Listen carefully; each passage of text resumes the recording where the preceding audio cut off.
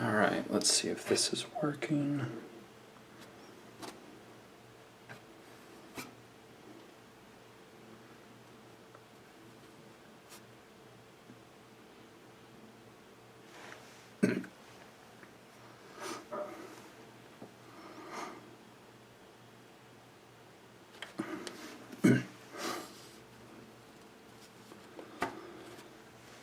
Alright, hopefully this is working. Give me an audio check. Can you guys hear what I'm saying?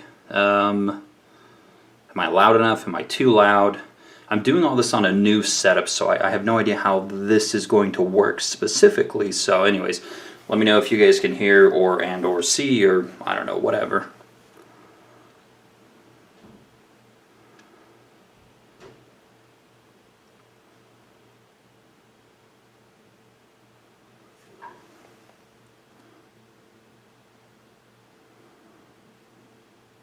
Little too loud. Alright, let me try to adjust the volume here for a second. Let's go. Volume.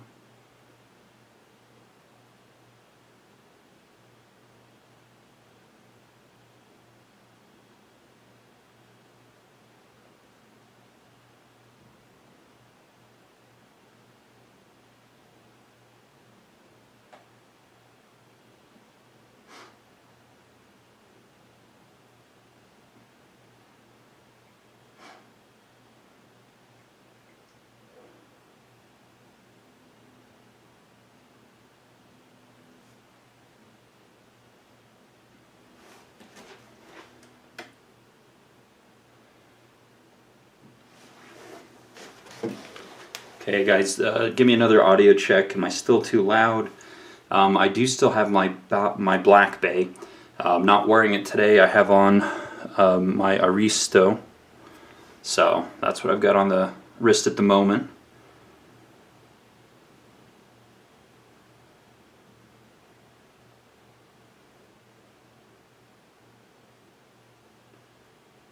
Kind of sort of loud. Alright, where's it pulling audio from at the moment?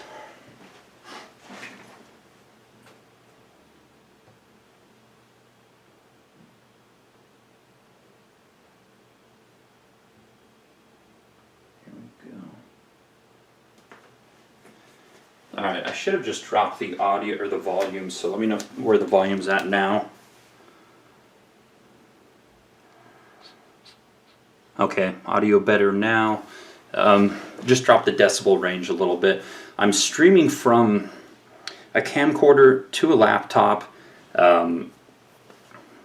Okay, sweet. Thanks, Bulldog. So yeah, I'm using multiple devices right now to stream, or I have an odd setup, I guess we can call it. So yeah, hopefully we fine-tune these things here. So.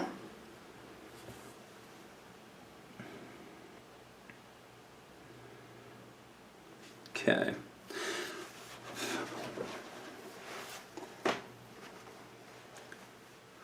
Alright, adjustments, more adjustments. So anyways, hopefully everyone's doing well. I haven't live streamed in somewhere between 1.5 years and 2 years. Not since I lived in Utah before I moved out to Phoenix. And when I left Utah, the guys at Blade HQ did send me with the Barney box, so if you guys recognize this or missed this, it did come along with me as a kind of a memento of sorts. The premise was, once upon a time, to they would throw something in the box, something to share with you guys. I had no idea what it was, and we just kind of take a look at it together. That was when I lived 10 minutes from Blade HQ. Now I'm a good solid, I think 12, maybe 11 or 12 hours. So yeah, that doesn't quite work as well anymore as driving down there, picking up the box and that sort of thing. But that was a super fun, I don't want to call it a project, but a kind of a super fun activity that I did for a while. So yeah, so let me show you guys what I'm carrying today. Again, I have my Aristo Flieger. I do have a wallet from Willowcraft Goods here. This is in the olive, assuming the color is showing correctly. It's a dark olive. It's picking up a lot of nice color. Still love the Das Alfini mirror wallets, but I let the guy behind this brand know that I would just try it out, carry it for a while, see what I think about it. So I may do a video on that one eventually. And then I also have the Kaiser Odin in pocket today. And this is one of the better Kaisers. I haven't carried a lot of Kaisers lately, but this one I really like the execution over a lot of their other ones. It does have a few issues. All that texture underneath the pocket clip is not ideal. And then we've got a pretty sharp edge right here. That little corner. That you can feel in hand. Other than that, I think this is one of the best Kaisers to date. So that's the Kaiser Odin. All right, Bulldogs and Gilbert. I'm in Ahwatukee, Bulldogs, so I'm not too far from you. Christians in Paradise Valley. Question: was your servo not particularly sharp when you first got it? I think that may have been the case, Tommy. Craig's gotten a lot better at sharpening these days, so his new stuff comes razor sharp, as with this model, which is the LHC-X, I believe is the model in this one. This one came, hair shaving sharp right out of the box, so he's definitely gotten better. All right, what do we have going on? Bulldog wife works in Ahwatukee, nice. Grimsmo Norseman, never really liked it. It's never spoke to me. I never got on the Grimsmo hype train. I don't know. There's a lot of great knives out there. If you like the Grimsmo, then more power to you. They're priced a lot better now. You can get them essentially for table price. All the crazy secondary has kind of stopped. And I think they've made over 4,000, so they shouldn't be difficult to find.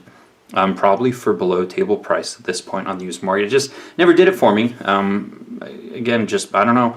Just in the same way that Strider and Hinder have never really done it for me, outside of ZT versions of them. So Nick would be very upset with lack of Norseman love. Maybe I'll ask him if he's upset. I think he'll be fine. So couple things that I asked people kind of what they wanted me to cover on Instagram. And, kind of a top 10 list came up once or twice. One person asked how things are going in my area. Obviously, a lot of you guys might also be on kind of a self-imposed lockdown at the moment, which, if you want me to, I can try to stream, once a week, probably on the weekends. I don't really have a whole lot going on at the moment, which has kind of been a nice change of pace, to be honest. Typically we're running around so much throughout the week and the weekend that the kind of self-imposed lockdown it's been nice, tight quarters, but nice. So apparently Tommy's saying the Grimsmo Rask is still pretty crazy on secondary. Yeah, certainly could be the case. I think there's significantly less of those out than the Grimsmo, and even their pens. The Grimsmo's made some pens. Those seem to go for quite a pretty penny on secondary as well, even though there's a ton of amazing pens out there. But again, more power to them for being a successful small business and producing things that people like and are in demand. And if you can make, as a small business, if you can make and sell over 4,000 of a single model, that's pretty crazy. I mean, that's big production company numbers. So pretty interesting. So anyways, that's what's in my pocket. Today, the funny thing is that I'm not really going anywhere, so why is all this shit in my pocket? And I don't really have a good answer for you. So, are Shirogorovs worth the money? Richard asks.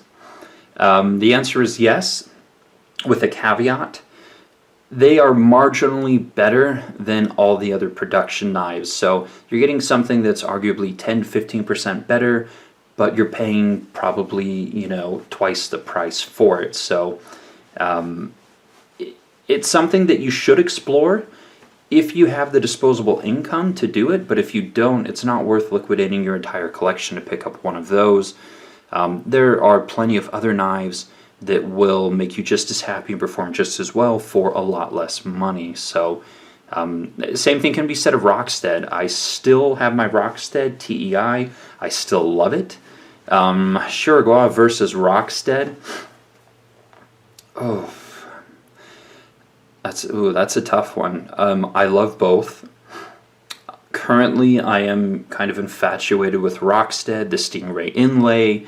You're getting something from Rockstead that even Shirogorov or any of the other production knives can't give you, and that is the hand polished, incredibly insane convex edge on the blade. So that's something that you can't get from any other knives. The fit and the finish and the quality you can get from a lot of other knives, and you can get, like Shirogorov, their bread and butter is like a really good full flat grind. You can get that from a lot of other knives, but you can't get the finish and the way that Rockstead sharpens their knives. You can't get that anywhere else. So again, now we're getting up in prices above Shirogorov. Only if you have the disposable income, and you can, my rule of thumb is if you lose it and you will be okay, then go for it. If you will lose it and it could potentially ruin you, then that's out of your budget. So plenty of good. Yeah, there's a huge resurgence. Bulldog's talking about a huge resurgence in the lower end tier in the sub $100 knives from a lot of the Chinese companies. Whether it's Civivi knives or Real Steel or even some of the lower end Kaiser knives. There's a whole bunch of knives. There's a big resurgence in that, I don't know, we'll call it $50 to $150 range. James Moore asks, how do you maintain that convex edge? And that therein lies the rub, James. Rocksteads you have to send back to Japan to have them resharpen correctly. No one else can sharpen a Rockstead properly. So it's a lot like having a fairly exotic sports car. It's like, okay, I've got this really amazing Ferrari. It's going to perform incredibly well, but an oil change is going to be ridiculously expensive. And any real maintenance that needs to get done, again, it's going to be super expensive. So having to ship all the way back to Japan, you're going to have a wait time. Again, that's for people who have larger collections or own multiple Rocksteads, and they're fine sending one in and waiting perhaps months to get it back. It's just the name of the game. Then you're James asking about the new Shiro F3NS. Yes, I've seen it. I do want it. It's on my list, but I can't. I've got too many knives at the moment, and I'm keeping kind of cash on hand. Tommy, I don't use the KME. And to be honest, I don't really sharpen. I send out to other people. I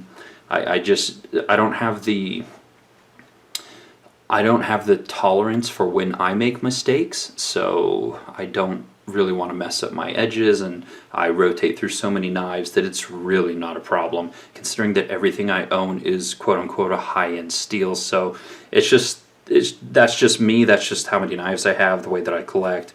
My use, being white collar, it's just my system. So haven't really had to do a whole lot of sharpening, and I'll send it to guys that are extremely proficient.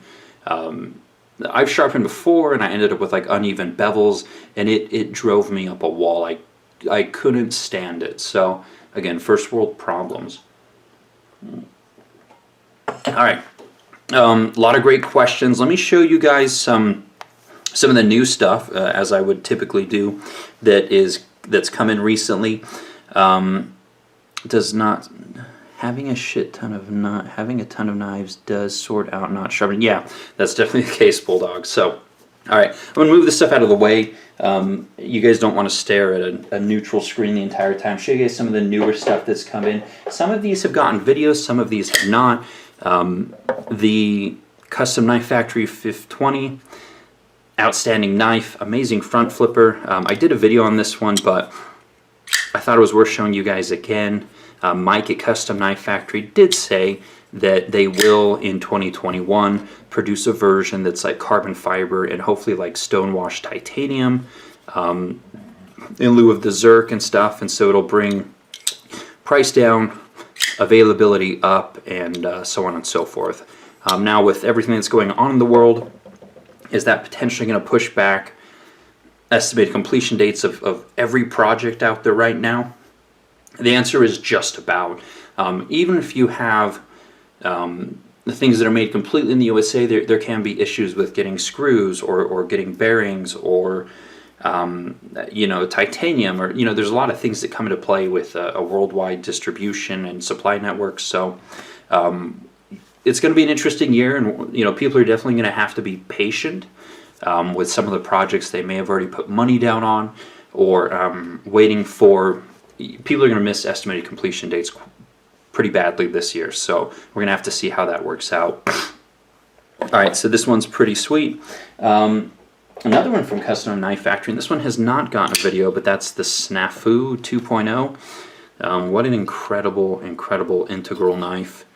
Every bit as good as a custom, even down to the overly sharp jimping up top. So, and an absolute finger guillotine. So anyways, Custom Knife Factory continues to do amazing work, although their prices have crept up.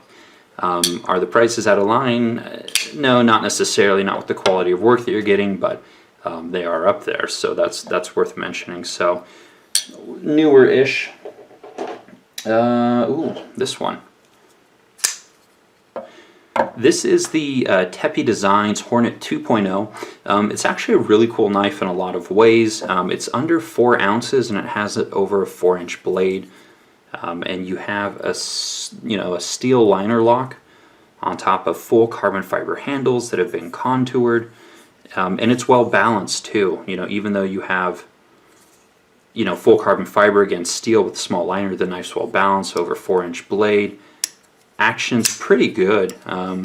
You can use the opening hole, the flipper tab, but anyways, I think this is a knife that certainly worth mentioning or sharing with you guys, just because of what they did, and that's taking and using available technologies to the best that you can, which is the carbon fiber, the structural integrity that gives you the really light weight. So this is a cool knife in that regard. You just get a lot of knife for not a whole lot of weight, but it doesn't feel cheap. It feels well balanced, it's sturdy, and you have an amazing pocket clip with plenty of space for jeans. So anyways, if you like larger knives and you don't want something that's going to pull your pants down, I think this one's actually a really cool option. So let me look at the comments. How's the detent on the 520? Rocco the Boxer asks. To be honest, the detent on mine is pretty good. Let's move stuff. Yeah, it's not coming out. I think the detent on mine is actually excellent. And I was allowed to buy this early.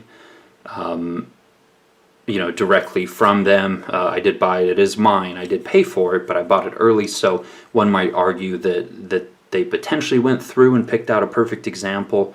Hard to say, but overall I've been very impressed with the fit and the finish, and I really love Philippe Georget's design. So I'm really looking forward to 2021 and kind of the less expensive version of this knife. I think it'll be fantastic. And then it'll make it easier to get your hands on even this model once the second model comes out in a year. So anyways, hopefully that works out for some people. Let's see. The Boca Urban Trapper Petite is nice in carbon fiber.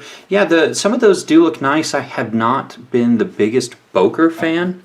They've let me down many times, but it's every once in a while you're going to get lucky and it's going to be perfect and you're going to be super happy. I'm kind of at the higher end of knives. Not that I don't like a good budget knife, because I certainly do, but when it comes to what excites me and where I am going to spend money, it's typically at the higher end. So that's just me. Is Shirogor more refined than CKF, Riot, and Olamic? Ooh. I'm going to say yes, Richard. By a small margin. Again, by a small margin, but I would say yes, it is more refined. When you go over a Shirogorov, and I didn't bring mine. I only have one presently, although I've owned quite a few. When you go over them with like a loop, or you really sit down and look at every single edge that they chamfered, they really, really, really go to great detail to make sure that every single line, every single chamfer is just dialed. Again, you know, CKF, Riot, I don't know that I'd really lump a Lamick in with that group per se, but they're just marginally behind Shirogrov. Again, very slight for a much higher price, but if you've tried everything else and you're trying to think what's next, what is going to really excite me or blow me away, again, I would say Shirogrov is going to be that next step for a lot of people, knowing going in that the prices are a bit outlandish to a degree. So, okay, yeah, I have a F95 Shirogrov video where I kind of go into that in a little more detail, and hopefully I do a good job of showing you kind of all the milling and all the lines. But I still hold Shirogrov in very, very high esteem. Their custom division, again, price to value is even more outlandish, but amazing, amazing knives. It really will kind of blow you away. Let's see here. Modern traditionals versus old school pattern slip joint knives. Rusty, the knife lover, asks. I'm a big fan of modern traditionals. I think it's going to be a gateway drug for perhaps a lot of people that have owned knives in the past, or they saw their grandfather carry a knife. I think it's a perfect gateway drug. As long as it maintains, I prefer the increased functionality of like a pocket clip and one-handed opening. Even if I'm wearing slacks at the office, it's just what I'm used to. I've become very accustomed to it, and so I'm a big fan of modern traditionals in that regard. Now, is there a time and a place for a beautiful slip joint? Absolutely. I'm just too spoiled with all the modern features to, and I have a few really cool slip joints, but even those are more modern, you know, M390 steel, and I don't have any strict traditionals per se. Everything I have is kind of brought into the current century a little bit. So, Lion Steel Thrill, Christian's talking about, that's very cool. I miss Lion Steels. Again, I have a huge affinity for Italy, having lived there for a while. Definitely close to my heart. So, KF, I can't ever pronounce it. KF Zofa, I don't know. Jack 2.0. I need to do a video. I love that knife. It's decadence upon decadence of unnecessary things all lumped together in a usable package, and to me that's wonderful. So, someone's asking what this knife is. This is the Tepe Designs Hornet 2.0, big old carbon fiber lightweight knife. So let's move on to something else in front of the camera. So this is the PMP user.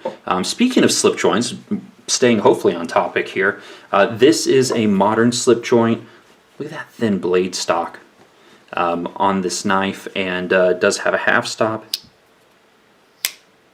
The walk and talk is okay. Maybe a little bit on the moderate strength side, but you do have a fantastic deep carry wire clip. You do have nice thin blade stock. You have these fullers for opening that work very well, and you do have a forward finger choil, so that'll prevent it from, you know, closing on your hand per se. But really nice kind of full-size user. Again, this is a perfect office knife for me. This one's 180 bucks. The fit and finish, we do have a bit of a gap here along the spine with that back spring, whereas it's not present here, but it's present closer to the front. That's probably fairly obvious on video. Again, that's my only qualm with this knife. Otherwise, perfect example of kind of a modern traditional from PMP Knives, and all of his knives in the past have just been these behemoths. So it's really cool to see him take it to a more functional standpoint.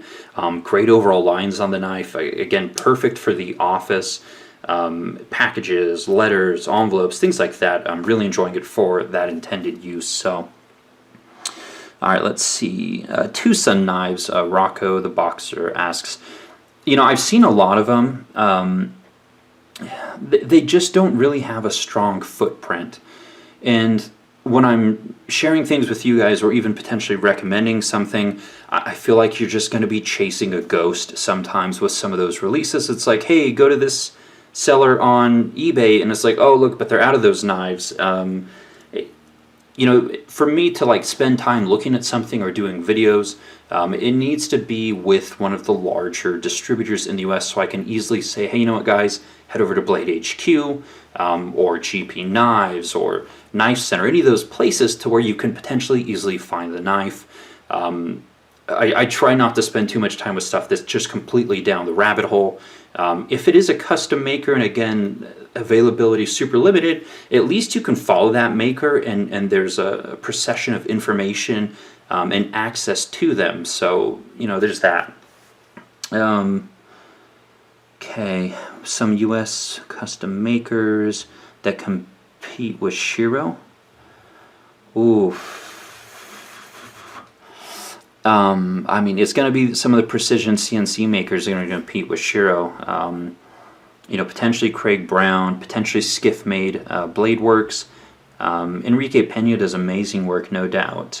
Brian Nadeau, Sharp by Design. There's going to have to be a high component of CNC in order to touch Shiro's quality. You know, a lot of times when you're looking at custom makers, you know, what they're giving you isn't necessarily like absolute precision. They're giving you something else. So here's one that I recently bought back. This is the Shane Atwood Rhino. Shane Atwood is out of Utah. I used to live in Utah. I had the opportunity of meeting him and hanging out with him at least once, but nicest guy. Obviously, kind of the material combination, the design. You're getting some really, really crazy things here that are more than the sum of their parts, and you know, perhaps we could argue that some CNC machines can potentially do better than him here, but that's not what this knife is about. It's about the person and the imagination and the execution, which is phenomenal here, don't get me wrong, but as good as an eye and a hand can do. You just can't compete with CNC machines that are properly calibrated. So yeah, they're kind of apples to oranges in my mind, I suppose. Favorite ZT? Ooh, the 0392 original stonewash with the blue anodized hardware. That's my favorite ZT, and I still have that. All right.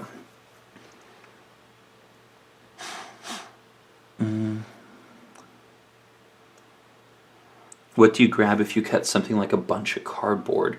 You know, again, it really depends. I mean, to be honest, I'm not really chopping up a whole bunch of cardboard.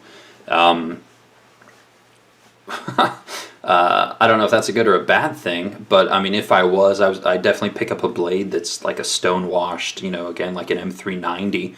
I'm not going to pick like a hand rubbed satin blade if I know I'm going to be going something like that. I mean, it's like, what am I going out to do that day? If I'm going shooting in the desert, or you know, I'm helping someone move, or you know, something where I know I'm going to be doing labor, getting out, getting there dirty, then you know, I'll just choose a different knife that day. One that you know, again, I'm not worried about at all. I don't mind if it gets messed up. So yeah, yeah, the boxes, they just go in the dumpster. So yeah, there's more than adequate space for boxes, so you know, I'm just cutting down the tape on them and breaking them flat pretty much. I'm not chopping them into pieces, although I mean, again, it looks really good on Instagram and videos, and that's a great way to test the steel. It's just, I'm not going to sit down and needlessly chop up boxes. Like, you know, I'd like to, but I got a lot of shit to do. So yeah, again, not the best answer. Someone asked, would you like to buy back your JBBM S100 large arrestor? Maybe that wasn't directed at me. I've never owned a JBB. Probably talking to someone else in the chat. So Stasa23 is talking about OZ Machine. Yeah, a couple of reviewers have really liked the OZ Machine. Kind of follows a very simplistic but bulletproof design format. From what I can see, I haven't tried any.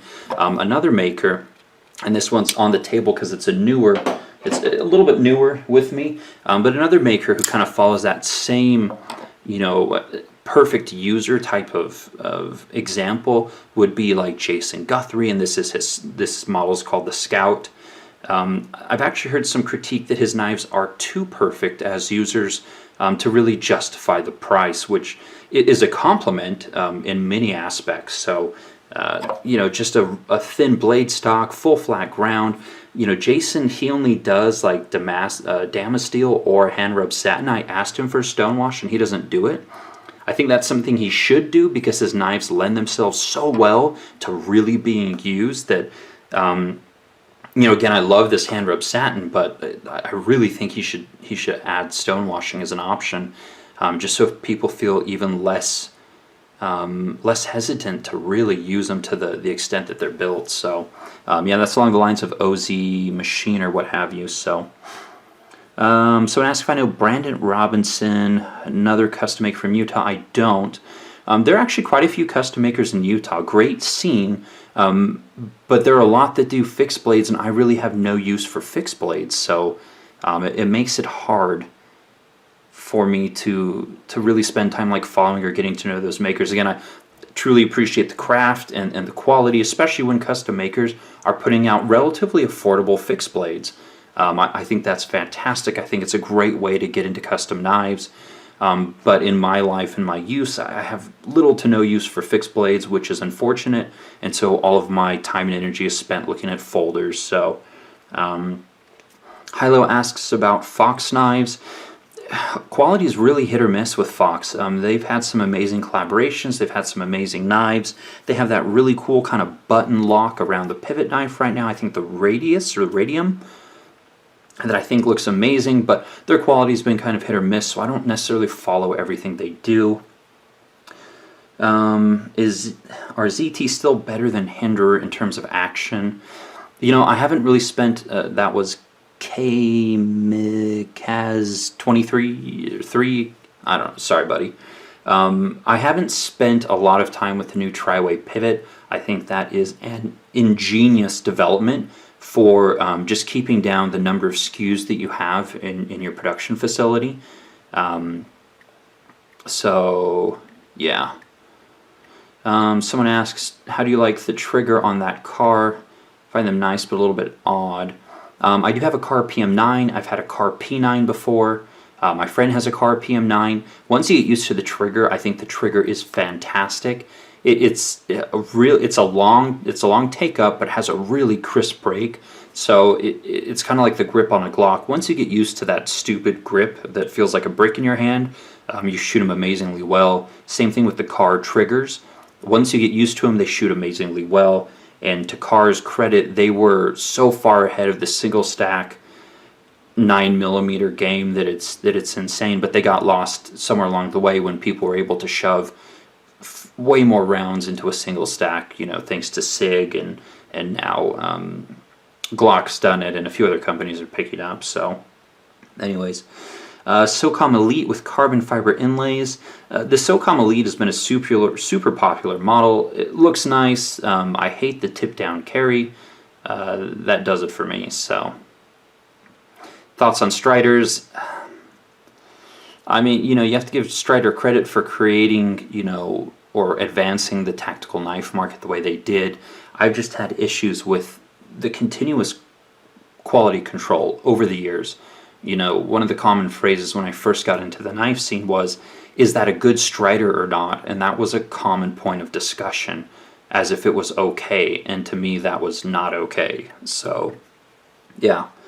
I don't think JG's going to make the Ranger again. I think he's phased that model out. I mean, anything's possible, but I would argue that as far as the daily carry, the Scout is actually a much better daily carry than the Ranger. Even in my XL hand, this thing just absolute perfection. The jimping is so effective, I can only describe it as sticky. Everything about this knife is a perfect user. So, if you really, really like to use your knives and you really want high performance and you really want something on the high end, I can't recommend the Scout enough. The problem is that the last time he opened his books, they were open for 2 minutes before they were shut for the year. So even he has like a protege or a guy he's teaching, his books were only open for 2 hours and the guy has like no like Jason came out and said, hey, he makes good knives, so he went, stood up for him.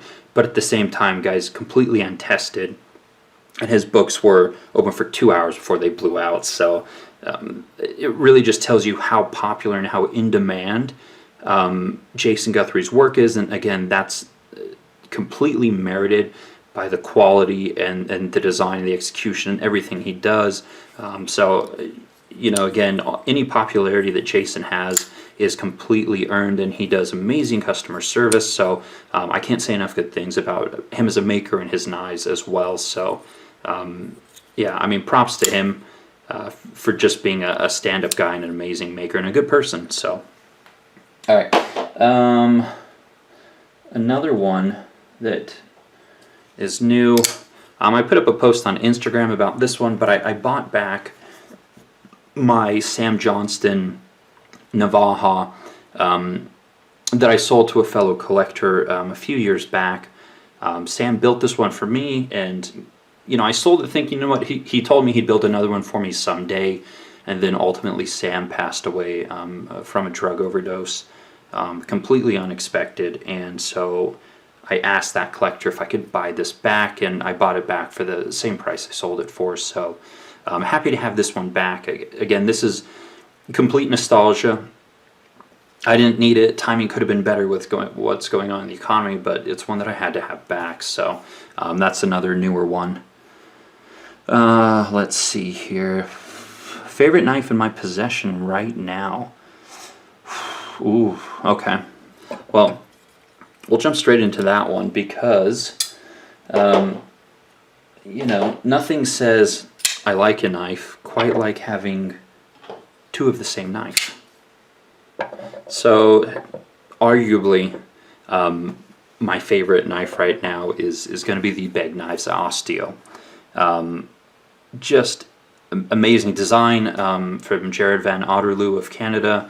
Amazing execution by the California custom shop, the Beg Knife shop in California. As you guys probably know, Todd Begg is no longer a part of that shop, but the knives they put out are still the exact same quality and fit and finish.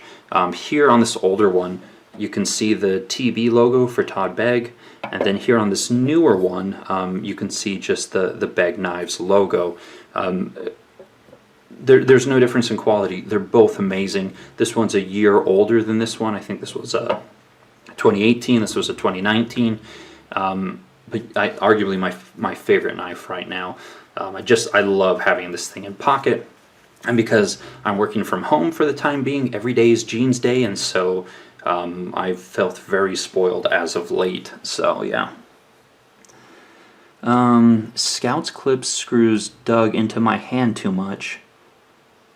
Interesting.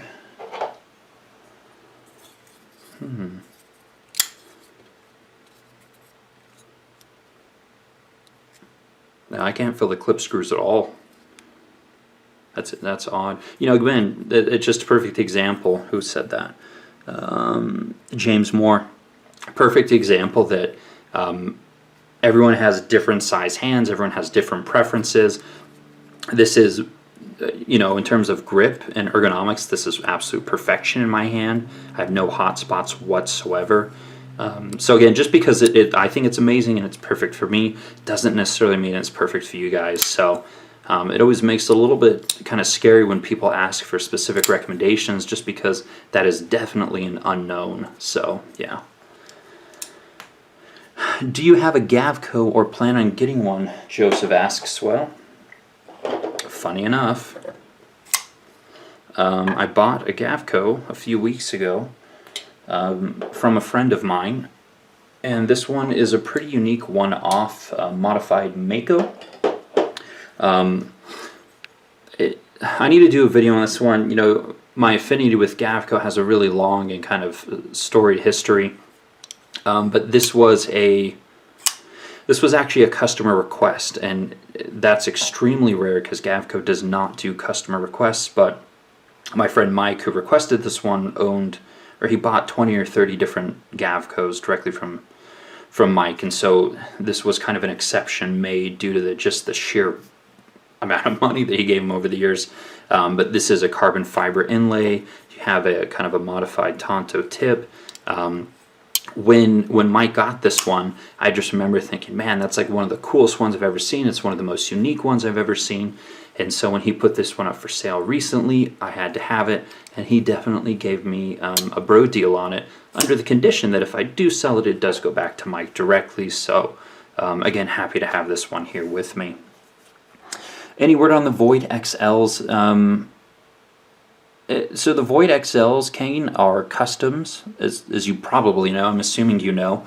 I mean, they're going to be just one or two at a time. It's going to take them a while to get to them for sure. So, all right. K Mike Mick AZ3. We are Riot. I'm definitely going Riot. Do I think that We Knives could potentially produce as well as Riot? I do, but they're a volume manufacturer. They're not, a small run, super duper high quality manufacturer that charges a much higher premium. So it's a different business model. But honestly, with some of the knives that We has produced, they've shown they can do the same quality as Riot. It's just they have like 100 CNC machines and like 300 employees. It's just they have to do volume with the way their business is set up, and so even though they can produce as well as Riot, they won't. That would cause their business to probably not do so well. So Shan asks if Jason makes the Scout in two different sizes. There's the Scout, there's the Ranger, there's the Barlow. There was like a Mega XL Ranger that was out of control. Okay, Hilo asks about the Sebenza. Is it worth the hype? And I have a pretty in-depth video on the Sebenza that I would definitely recommend that you watch for a more detailed look. But it is worth the hype in the sense that it is a perfect knife design and it will be around for a very, very long time. Most designs that come out these days, they'll be around for maybe 6 months to a year and a half. They'll disappear. If you have any problems, they don't make parts anymore, and so you're kind of out of luck. James, does Beg Knives have any new designs in the works? They do. I can't probably share too much about that. But they've got some new stuff coming they do have... There's that crazy looking Persian one. I don't remember the model name, but they have some less expensive stuff in the works. I don't know when that's coming. So CKF bringing back the Morph 4. The Morph design is a great everyday carry design. I've had 3 or 4 different versions. Definitely recommended. You can typically find them on the used market. So yeah. All right, so we've gone through a lot of questions, but one of the things, a few more kind of new things that are here. This is one that I think a lot of people are super excited about. This is the Mini Buster from Snex and We Knives. Again, here's a perfect example, kind of going back to the previous question of how good can We Knives be, and right here, perfect. In line with the custom essentially. Now, granted, Snex did send a CAD or a SolidWorks file and said, make this exactly the way it is, and they did, and the execution is very, very high. So, hunting for sharp things. What knife do you regret getting rid of? Well, again, there are a few knives that I sold and bought back. Here are 2 of them that I sold and bought back, as well as the ZT0392 and the Spyderco Navaja is another one that I bought back recently. So I've kind of been in a nostalgia kick, and to be honest, it's been wonderful to kind of reconnect with knives that I absolutely love. I think a lot of people, if you collect for long enough, you'll probably go through that. So someone asked about the Mini Goblin by Koenig. Not my favorite design. Of course, the execution out of this world, but the new Mini Arius that's coming, I need one of those, like real bad, real bad. So, all right, again, someone asking if I've had any Norsemen. I haven't. They don't do it for me. I don't like the design, just not for me. Thorburns, James, I've handled quite a few Thorburns. I think they're outstanding. I think the quality is amazing. So, definitely go for it. If you guys can see the hybrid pin detent system, something like that. I don't remember the exact name, but the blade makes contact with the top of that stainless steel pin, kind of similar to a Chris Reeve Sebenza 31 or Umnumzon, but yeah, this one. You guys will definitely want to keep an eye out for when these drop, because they will absolutely sell out. Probably one of my favorite production knives this year thus far, and it's going to be up in my top 3 for sure, I think. 2020 has been a really good year for knives up to this point, but with all of the health concerns going on worldwide, it's really putting a damper on production, shipping, release schedules. A lot of things are getting pushed to the wayside as a result, but man, 2020 has been an amazing year thus far. Along with that, the Monterey Bay knives. What is this? X? No, that something X.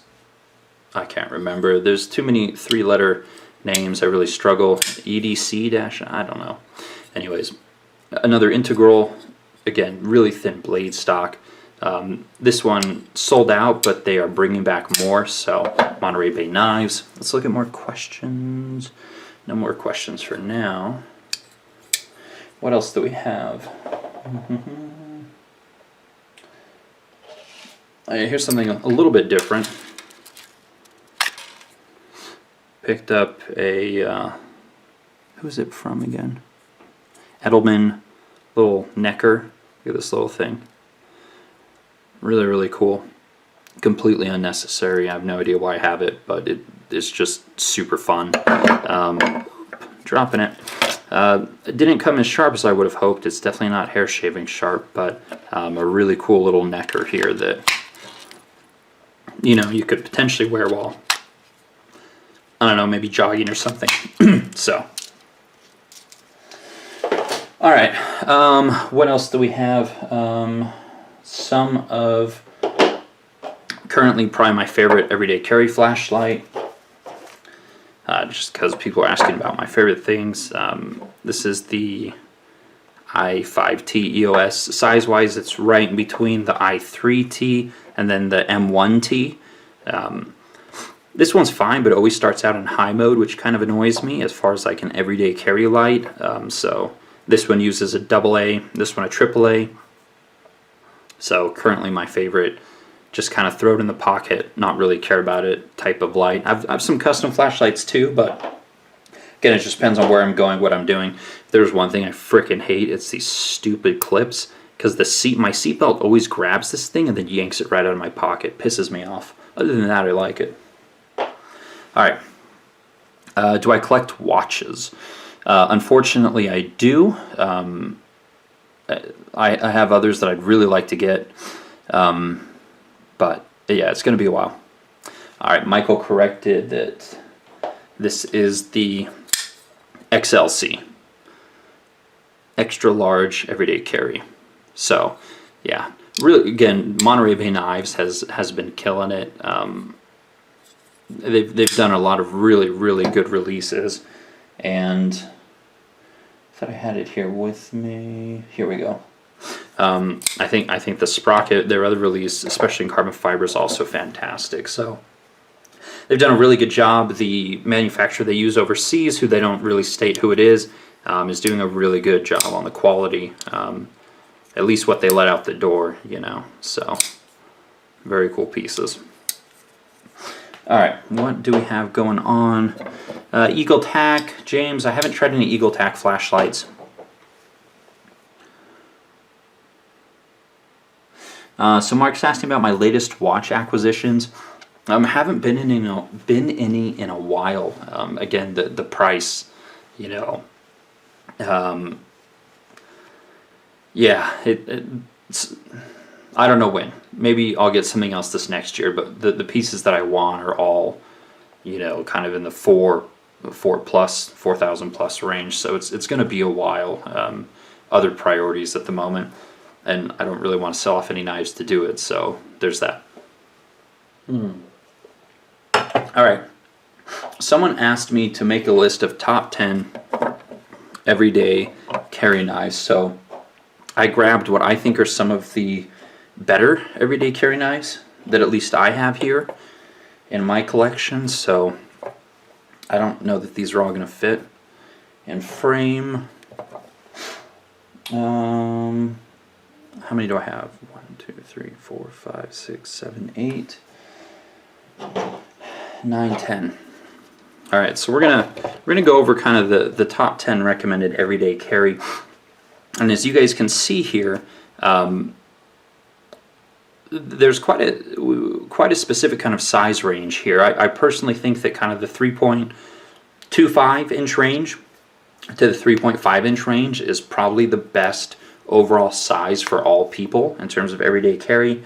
And so, all of these knives are definitely fitting into that range. So first on my list that I would recommend is the Kershaw Dividend, and specifically this new composite blade one that's just super, super cool. I don't know if it has a detent hole and if you can de-assist it. It is, spring assisted or speed safe. I don't know if you can de-assist it, but one problem that I face is it's such a thin knife that it would kind of be difficult for me to kind of like hold on to it and flip it really well. The fact that it is spring assisted means that I don't have to like try to grip this thing so tight since it's so thin. But I would recommend any of the Dividend line to anyone, especially in some of these variants. The cutting edge on this one is the CPM D2, which is going to be a really, really good performer long term. What else do we have here? This one is this was like $80. I mean, honestly, one of the coolest knives you can get for $80 if you can get over the speed safe. Again, I give this knife a pass 10 out of 10 times. Just a super, super cool knife. So one of the better 2020 releases from Kershaw, who honestly I'm kind of preferring the Kershaw releases to the ZT releases right now. They had some really cool stuff in their lineup. I'll probably pick up more as the year goes on from Kershaw. A little bit more expensive, but the Liangma Hawk, again 3.25 inch blade, hollow ground, just a really, really nice user in a small package. Looks really good, has a really useful deep carry clip. More expensive but recommended. ZT 450 or 470, I'm sorry, Sinkovich design, thinner blade stock. It carries really, really well. Good ergonomics. It is 3.5, so kind of the higher end, larger size between 3.25 and 3.5, but this one's definitely a strong recommendation. The mass drop or drop gent, again, is still just a really good little knife for daily carry, one that I'd recommend.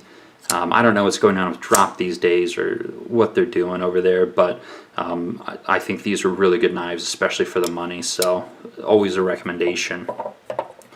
Arguably one of my favorite is going to be the the Benchmade 940, especially this version in carbon fiber and S90V. Fantastic user. Love the reverse Tonto blade shape. So again, this one, whether you're jeans or slacks, definitely a strong recommendation. And this one, thankfully, is perfect in every way. So, again, one of those things, Benchmade can be hit or miss, but really happy that one's perfect. The Civivi Elementum, again, kind of similar to the Gent in some ways, but just a super clean design. I actually prefer the Elementum to the Gent personally. It just fits better in my hand. And it also seems to slice a little bit better too. You have, I think it's hollow. I don't remember now. But it just seems to slice a little bit better. Just a really classy knife, nice deep carry clip. Just highly recommended. And I think a lot of you guys already know because these things tend to sell out pretty fast. So this would be the perfect knife to gift a non-knife person. Just super clean, non-threatening, fantastic carry. Really like this one. This one was a gift that I got at Blade Show. It has like black wood, so really enjoy that one. Now, the ZT450 line, I'm not going to recommend this like factory custom one specifically because it's quite expensive and I think they're harder to find now, but the 450 as a whole is a really good daily carry. Again, I think this one's a 3.5 inch range, but just one of the top daily carry options. Again, another Sinkovich design. He seems to kind of have it figured out. So that one's really good. And then we do have the Olone, oh my God, what, Goat, that's right, the Goat. Again, 3.25, slim form factor, thin blade stock, a lot of really good things going on here, so also recommended. Alright, I've neglected the comments here for a minute. Favorite Spyderco? I'm going to go Navaja, one of their ethnic line, yeah. Recommend a pro knife organization to support? Absolutely. Knife Rights. Doug Ritter, right here. He's the guy behind Knife Rights. The sale of these knives actually go to support him so he can run that nonprofit. So again, if you want to support someone, a pro knife organization, don't hesitate to donate to Knife Rights or to pick up one of these Doug Ritters produced by Hogue knives. So those are both really good ways to help support Doug Ritter. And this is one of the top recommendations for everyday carry. If you like a full-size knife, completely USA made, outstanding fit and finish, 20 CV blade steel, full flat grind, really good ergonomics, just a fantastic user. And I think they're only $170, so 160, 170, somewhere around there. So again, outstanding value for what you're getting. So this one makes my kind of top 10 recommended, and it also lets you support a pro knife organization. So yeah. So thank you for asking that question, because that led right into that very well. Who asked that?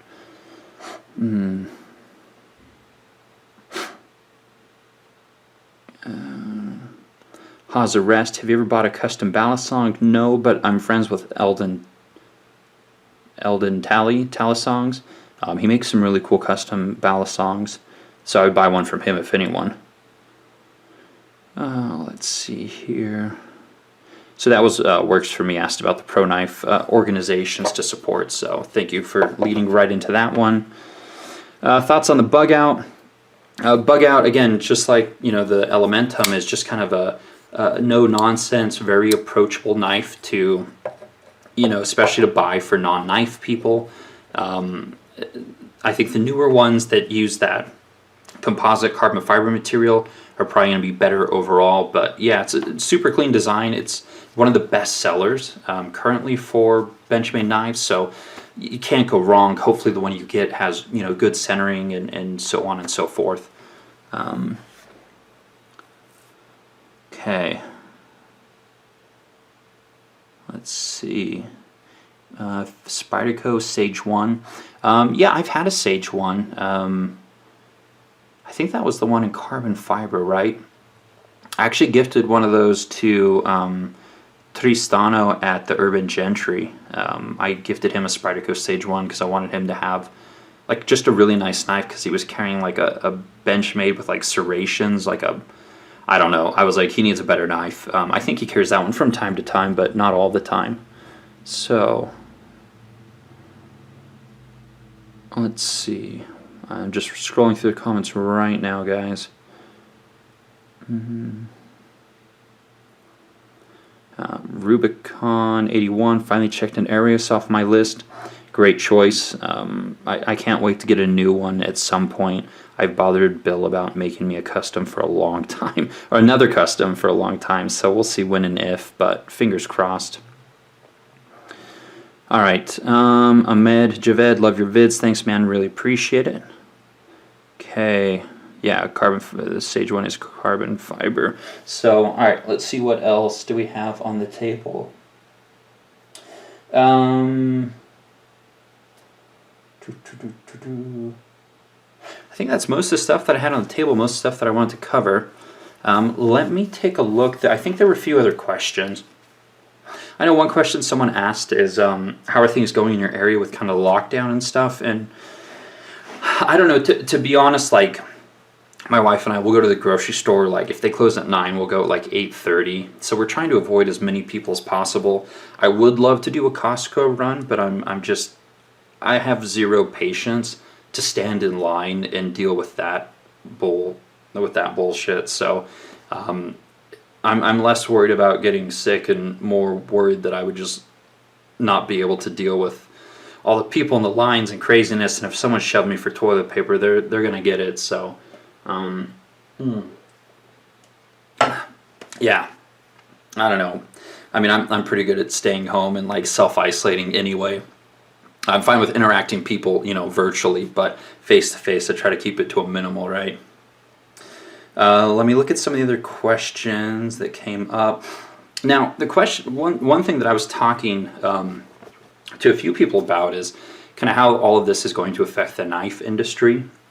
And over the next couple of months, we're going to see sales slow down. So if you guys are trying to sell stuff personally, it's going to be a little bit harder to sell stuff, especially on the more expensive items, the higher end customs. Those are going to see the biggest price drop, because people right now, even if they have the money, they're not necessarily wanting to spend the money. When there is market concerns, people tend to want to stay kind of a little bit more cash heavy, than perhaps throw it at what we'll call luxury goods or hobbies. So it'll be harder to sell stuff over the next couple months until things turn around. Prices will definitely come down at the really high end of things. But if you're trying to sell something and it's having trouble selling, you'll have to keep dropping your price till someone jumps in anyway. So let's say stuff is going to take like a 20%, kind of across the board hit, based on what it would have sold at previously. So again, if you have a $2,000 custom, 20% off of that versus 20% off a knife you're trying to sell for $100, large difference overall. So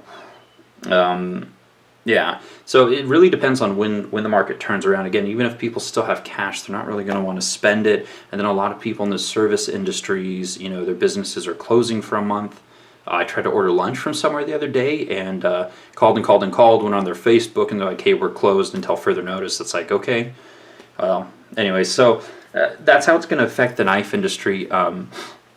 Larger companies, if sales drop, they're going to stop pushing out new products for the time being, because it just doesn't make sense to really do that. So we're definitely going to see things slow down. Things that were already in the pipeline, they'll still be coming. But with shipping delays and other things, again, they'll be slower. So we're just going to see kind of less happen over the next couple months until things turn around. So, food for thought. I just sold off a bunch of stuff in kind of that whole reduce and refine process that I've been talking about forever. Thankfully, I sold off a bunch of stuff before the market really took a hit here. So that was, unexpected. But then I keep buying more stuff. So I'm reducing overall, got rid of a lot of the production pieces. I'm moving a lot more towards kind of the higher end pieces. And I've gone through phases in the past where it's like, okay, production when I first got in, then I moved into customs, and I'm like, well, it's not really giving me as much value as production. So I sold off a lot of customs, bought more production. Now I'm selling off a lot of production and buying more customs. And so I've kind of waned back and forth between the two, because those are our two different schools of thoughts, two different value equations, two different, I hate to say like levels, but there's more complexity with the customs. Who's the maker? What's their warranty process? How far are they behind? What do they like to deal with? What's the secondary market value? What should I be paying for it? What should I sell it at? If I traded it, for how much? So it's just way more involved on the custom side of things, but I'm really valuing the relationships. I've gone through a nostalgic period where I'm buying, rebuying knives that I've sold before. So that's just kind of where I'm at mentally and emotionally right now. Anyways, rambled on a little bit here. So let's see what some of the comments are saying. Yeah, don't go to Costco. If you were to commission a new custom knife, who would be the maker? I'd really, if they let me, I'd love something from Derek Monroe, Salmonero. Yeah, those two come top of mind right now. Clyde Challenor is going to start producing knives again, and let's just say that I may have already commissioned something there. I think Clyde's a wonderful person. I think he makes great knives. So if you guys don't follow him, Clyde Challenor, you should, and keep your eye on things there. Rubicon81, your code for Das Alfini got me my first wallet 1 year ago, now 4 wallets later. Thank you for the video. Yeah, I still really prefer his designs. You know, like the top setter quick draw here. I'm not using this one at the moment, but I'll probably go back to this one. It's in the near, I don't know, at some point later this year. I just really love the form factor, the quick draw access. You know, he does an amazing job. Really like Michael over at Das Alfini. So I'm glad you like him too. That makes me happy that you guys are getting stuff you love, and you know that I showed you or pushed you towards that. All right. Do you think the composite dividend is an upgrade over the M390 version? In terms of cool factor, absolutely. I mean, you're not going to get better performance out of the CPM D2. Maybe, I think you'll have better performance out of the M390, but it's just such a cool knife. I don't know, dude. It makes me happy. Like, this is one of those knives where I take it out of my pocket, and it's only an $80 knife, but I'm just like, that's awesome. So, get both. It's only $80. Why not have both? You know, I'm an advocate for more the merrier. You know what I'm saying? All right, let's see.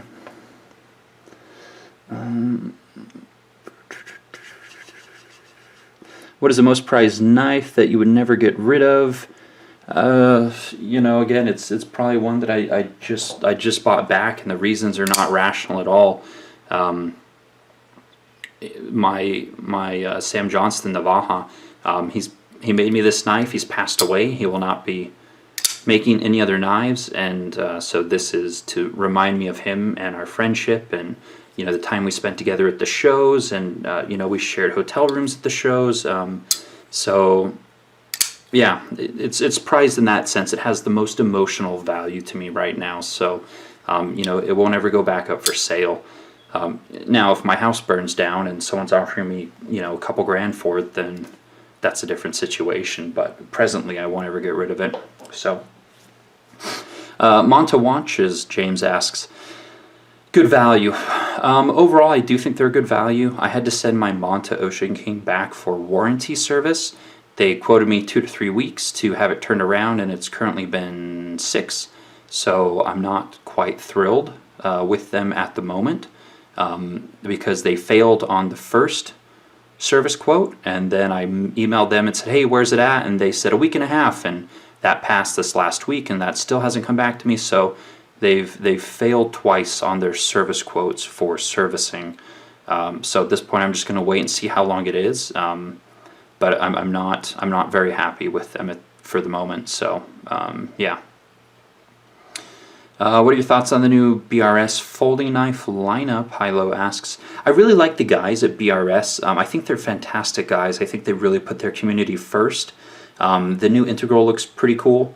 And yeah, I mean, I wish them nothing but the best. I probably need to try more of their knives at some point. But I think they really want to put their customers first. So, Giant Mouse Knives, Hunting for Sharp Thing asks, they just switched over to Riot for production, which they should have done a long time ago. Again, their prior models, perfect example of hit or miss quality control. A lot of people got them and just got rid of them. So, yeah, I kind of question. So if you contract out to a manufacturer, like, you know, Tuya Knives produced this one, and you get a large shipment in, you should go through and you should quality control every single one of them. Giant Mouse let a lot of knives out the door that had problems, and I had people message me about these problems, and they were good about, you know, swapping them out or returning them, but they really shouldn't have gotten out the door like that in the first place. So, I mean, I'm glad they've switched to a better manufacturer, but I think that their internal quality control, once they get shipments in, definitely needs some work, because they shouldn't be letting stuff out the door like they did. So, great designs, you know, was it Jesper Voxton? He does most of their designs. Great designs, but it's been lackluster fit and finish and quality control utilizing the Italian manufacturers. So, I'm glad to see they're trying to make a change at this point, but, you know, is it too little, too late? That probably not, but I don't know. Just haven't really interested me because of that. Okay. Someone asked favorite Spyderco again. I'm going Navaja, not Nirvana. The Nirvana was kind of lackluster, but the old Spyderco Navaja, that again, that was a repurchase. Super excited to have that back. High-low, I have not tried the BRS Eon Integral, but again, I hear really good things, so maybe at some point. I still have a backlog here. So Ken asks, the Hornet 2.0 is being delayed. Yeah, and so Bob B's in here talking about how his Giant Mouse Knives Ace Bilbo had lockup issues. So again, Bob, it's, you know, it should have never gone out the door like that. They should have done a better job doing quality control. Maybe they have that under control at this point, but yeah. So Hornet 2.0, Tepi Designs, good balance, good fit and finish, a lot of nice contouring that was hand done on these. Just a really cool knife. Again, bringing out the absolute best in terms of a very full-size knife that is as lightweight as possible. This still has good action, good fit and finish, so I think the logo could have been a little bit crisper and cleaner, but such an incredible nitpick on my part, right? I mean, that's really the only thing I can nitpick on this knife overall. Again, if you like 4-inch knives, apparently this one's on bearings, multi-row ceramic bearings. And I think it did have, no, it didn't have a captured pivot. Multi-row ceramic bearings, but it sounds like someone was saying that these are going to be delayed. So what's your Old Faithful, the knife you can always count on to get the job done? Oof. Man. I don't know. I don't know. I have too many knives to tell you that. It's just whatever floats my boat. So Hadurb says the Spyderco Bowie is his favorite. The Bowie was fantastic. I sold mine recently only because I just wasn't carrying it. You know, when it came down to you know, what do I have in my collection? It's very similar. It really came down to the Chris Reeve Sebenza versus the Bowie, and I just decided that the Sebenza was a knife that I enjoyed more than the Spyderco Bowie. So ultimately, I sold the Spyderco Bowie. But again, it was a fantastic knife, one of their best. But I just prefer my carbon fiber inlay Sebenza a bit more. So when you're downsizing, you have to look at, what do I have that fills role X, Y, or Z? Do I have a lot of overlap? Which one don't I love the most? And you know, that's kind of the process of downsize. So I've probably sold off, I don't know, maybe like 40 knives over the last couple of months. I still have over 90 last count. So I made a little progress, but you know, ideally for some reason I'd like to be down to like 31, you know, one for every day of the month. But as I go through the drawers, it's getting harder and harder to let stuff go. So first world problems, again, I get that. And then when I sell stuff, I just turn around and get other stuff. So yeah, I've been absolutely infatuated with this one. Nice mirror wash blade. They polish it and then they stone wash it, and that is wonderful. Carbon fiber, has a kind of a stone washed handle here. You have some of the cracked ice finish on the clip and then the back spacer. And this was a DLC coated clip and back spacer, so it matches the carbon fiber really well. But oh, I love this knife. You know, it's a combination of just incredible beauty in terms of the design, but essentially a more hard use aesthetic. You know, this is one that you don't really have to worry about like scratching up or anything.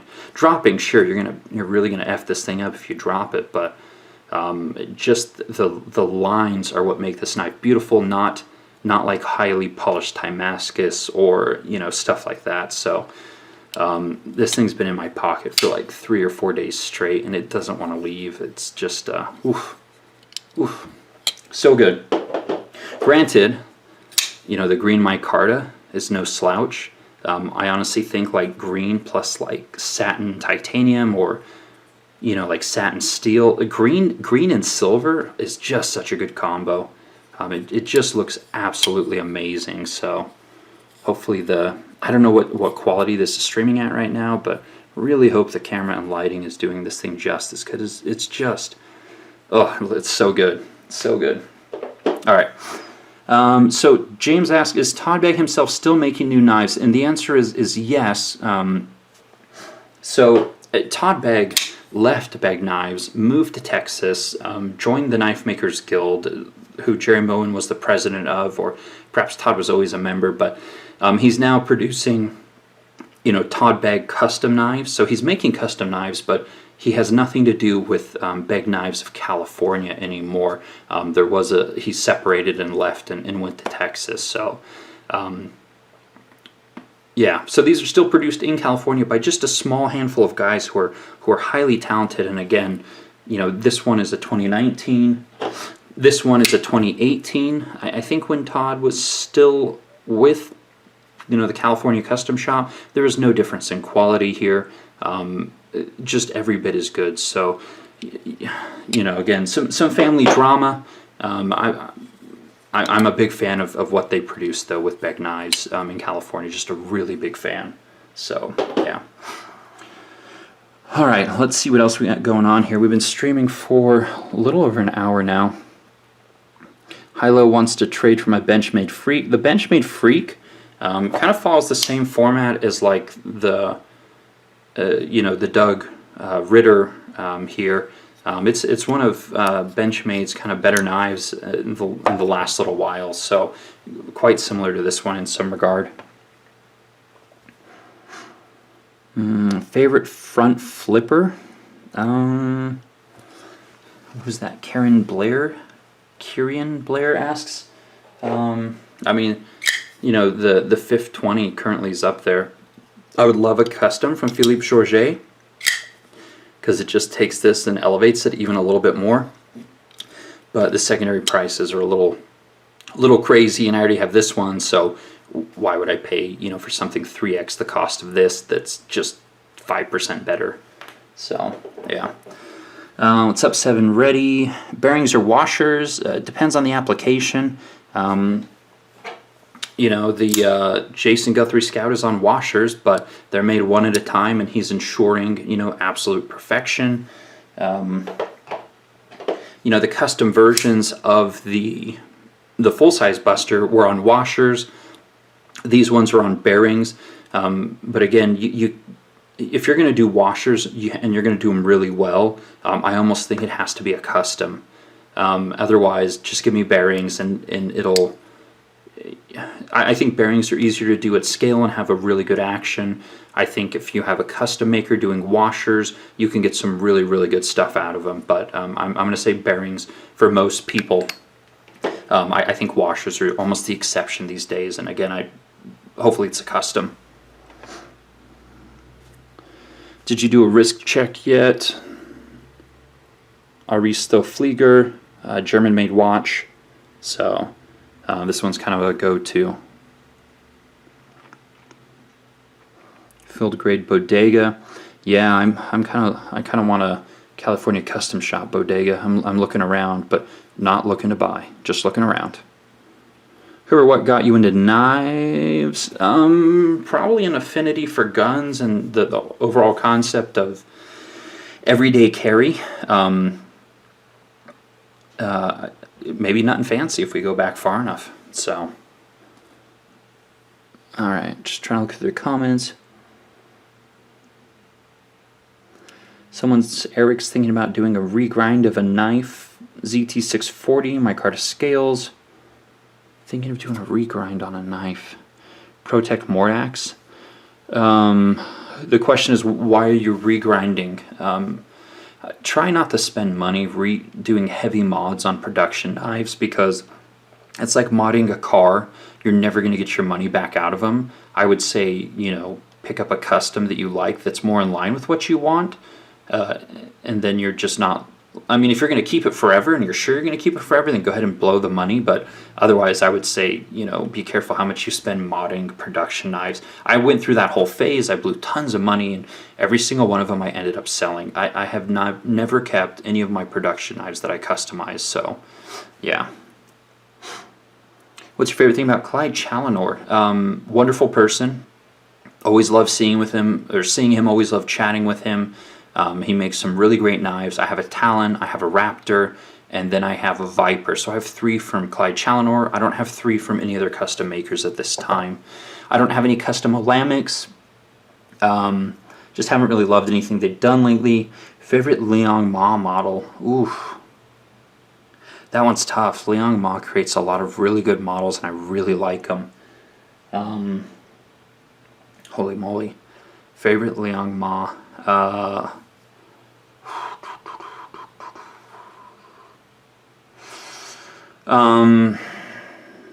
Man. Maybe the 15. Currently, it's an integral with like some venting. The Liang Ma 15. I'm gonna call that one for now. Fantastic. So now Bulldog, I don't really watch a whole lot of Nut and Fancy anymore. I think videos need to be like 15 minutes or less. Again, he got me started, and I used to love his videos, but I don't watch them as much anymore. So yeah. Yeah, but yeah, I think you got a lot of people started. You know, the whole concept of if you're going to carry a gun, then you should probably carry a knife and a flashlight. I went down that rabbit hole, and then I decided that I enjoy the knives more than the guns because I can carry them anywhere. Whereas the guns, and I use them. I'm not taking my gun out to, you know, do some desk pops daily. So high-low smoothest knife. I don't know what to tell you, buddy. I mean, I have a lot of. It depends on how you define smooth. Is smooth drop shut or is smooth you can't feel it opening? I mean, there's a lot of different definitions of smooth. If we want to go like most drop shut right now, this Custom Knife Factory Snafu. This thing will cut your finger. Oof! Look at that. This thing is dangerously drop shutty. Does that necessarily mean it's the smoothest? I don't know. Depends on your definition. Let's see. Victor says, I see you like black knives. Victor, black knives matter, man. I don't know what to tell you beyond that. Alright. What else we got? Eric's talking about, I just want to get a thinner behind the edge thickness. I love my slicey blades. My reground Nirvana is the favorite in my collection. Definitely stick around. And, you know, solid, Eric. If you're committing that you really love a knife design, but it's not slicey enough, and you're willing to pay to get it reground, and you're confident you're going to keep it, then honestly, more power to you. I've just seen a lot of people kind of go through that whole modding production knife phase, and you kind of grow out of it. So, yeah, that's we'll call that good. What else do we want to take a look at? I'm trying to think if there's anything else on the table that we need to see. While I'm chatting. Let's just let's look at some different types of carbon fiber.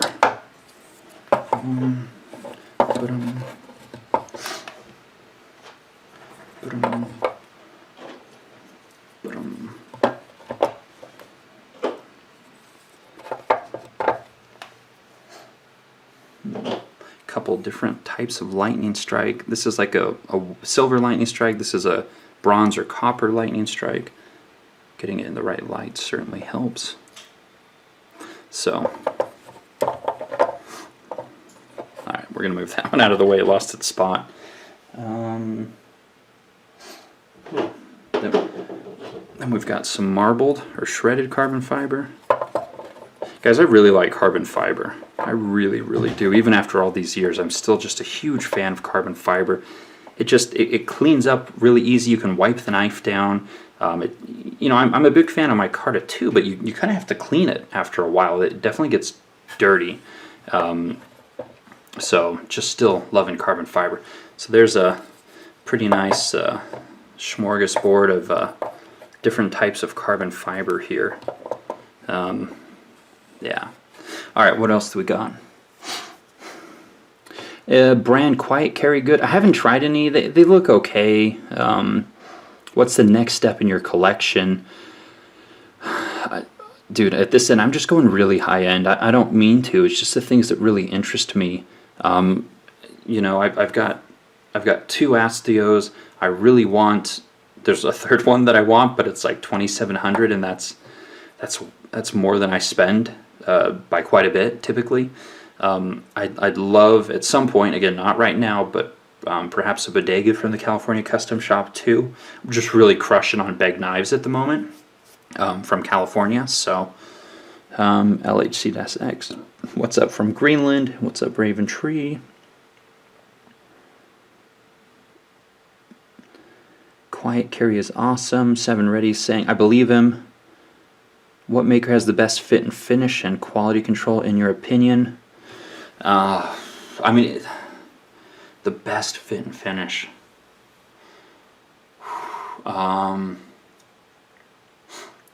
absolute best fit and finish. I'm gonna say, I don't know. I mean, I'm gonna go like maybe Rockstead or Custom Division Shiro, more so than any particular individual. Saw a 520 with added thumb studs up for sale, Andrew asks. Considering it, thoughts? I mean, the whole premise behind the 520 is just that it's a ridiculously clean design. If you like thumb studs, great, but there are other knives out there that do thumb studs better. I mean, this is the epitome of a front flipper, and a really good one, so I kind of feel like that's ruining it in a way. That's... I don't know. I mean, it's just like...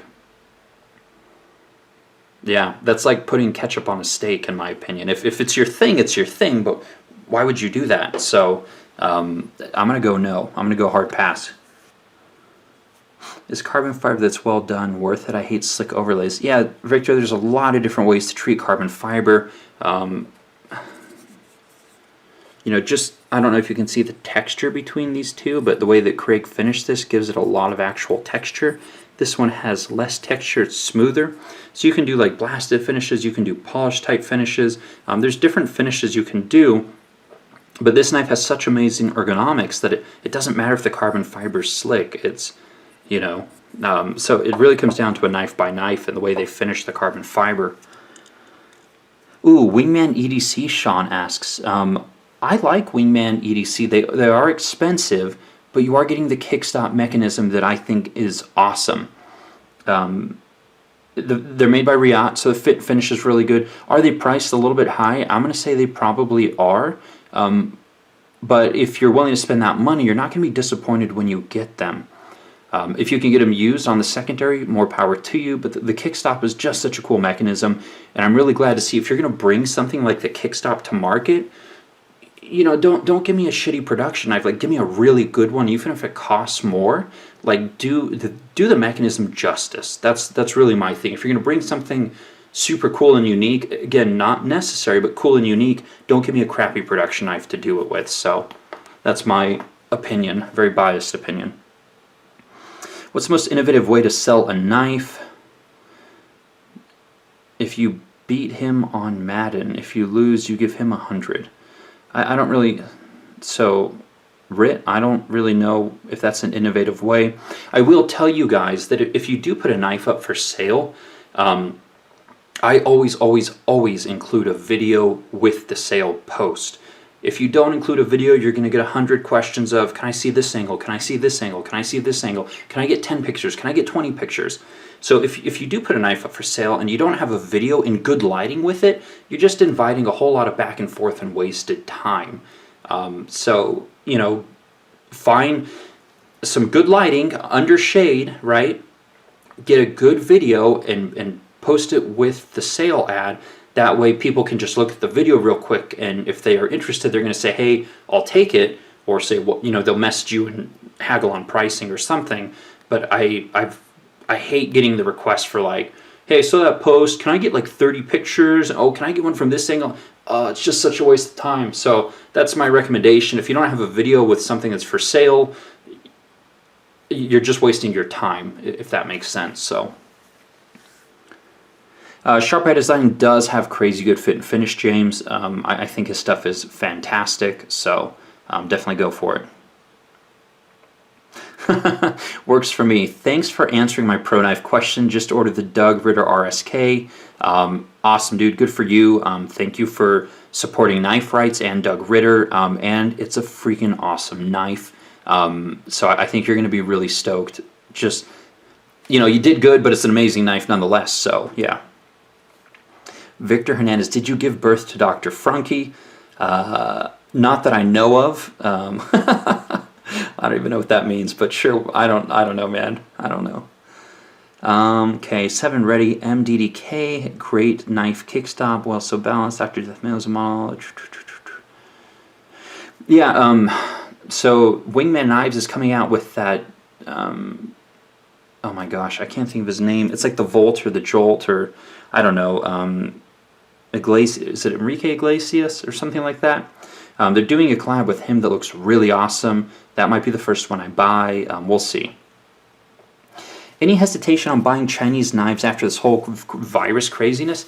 Honestly, no, Rocco. If you do have a concern and you get something in the mail, you can always just leave it on your desk for like 2 weeks, you know, double check, see what the virus life is. But that can be said of buying stuff stateside. It doesn't matter if it's coming from overseas. You might buy a knife from a guy who felt perfectly healthy last week, and then 2 weeks later, due to the incubation period, he feels like crap. So if you guys do have concerns, you know, anything you get in the mail, be it from Amazon, a knife, you order crap on Costco, like if you have concerns, just leave it for like a week or two. Again, double check, Google what the life is of the virus on a counter or a surface. Or you could freaking get some antibacterial and just wipe the whole thing down. I'm not paranoid about it. Wash your hands, wipe stuff down. Oh, Jonas Iglesias, thanks James. Yeah, I kind of screwed that up. Yeah, so just wipe stuff down if you're concerned. I think you'll be fine. It's nothing worth worrying about. Okay, what's the latest with Ben Banters from Blade HQ? I don't know, man. Ben went off to do his own thing. He's still kind of involved in the knife community. He has a production knife with Wii coming up, which is super cool. Very plain, simple design, but it's definitely Ben, and people love him so much. He really is. Like, if you see him on camera, that's exactly how he is in person. I've seen him a lot. I used to go down to Blade HQ, hang out a lot. The dude is 100% genuine. Same with Zach. Super cool dude. So, yeah. Have you handled anything from CMF Metalworks? Yes, I'm pretty sure I have. I like his stuff. I'd like to get something from him at some point. Yeah. Thoughts on Brad Zinker Customs? Lightweight, so-so. I don't know. There's so many good knives that just interest me slightly more. Can we see the action on this one? So I'm going to give you guys a close-up. Zircotai, Lightning Strike Carbon Fiber, Timascus, zirconium backspacer with what he calls his Alcatraz finish, and he was the first one to do this. Don't talk to me about other makers. He was first. Zircotai pocket clip, custom thumb studs, and Iguana Damascus blade steel from Chad Nichols. So yeah, it's definitely drop shutty. This is his Rhino. Again, one that I sold. I sold it at the USN show like maybe 3 or 4 years ago, and then it came up on a dealer website. I don't remember which one, maybe Arizona Custom Knives, and I bought it for less than I sold it for, so I figured why not. But definitely not the most practical knife, but it's just super duper cool, and I really like the maker. So yeah, look at that. All right, hopefully that was what you needed. Yeah, all the bells and whistles. Yeah, it's completely over the top. Not the thinnest blade stock, but that's not what it's for. All right, guys, so covered a lot today. We're going on an hour and a half, so let's end it there. If you guys enjoyed this video, give me a thumbs up on the live stream, and we can look at doing one next Sunday again. Again, I'll put up a what do you guys want to talk about post. I'll actually post it to YouTube this time because a lot of you guys may not be on Instagram, but I do produce daily content on Instagram if you guys aren't following me there. But, you know, let's... the way things are, you know, again, a lot of you guys are on quarantine-ish, whatever. This is the first time I've done a live stream in like 1.5 to 2 years, so if you guys enjoy it, I really enjoy chatting with you guys. You know, in interacting with you guys perhaps a little bit more. I think it's a lot more fun. So anyways, thumbs up if you liked it. Let me know what you want me to cover next time. I'll put up a question post thing on on the feet or whatever. But anyways, guys, thanks so much. You have a wonderful night. Stay healthy, stay safe, and if you're really bored, go knife shopping while you're on quarantine. So, all right, see you guys.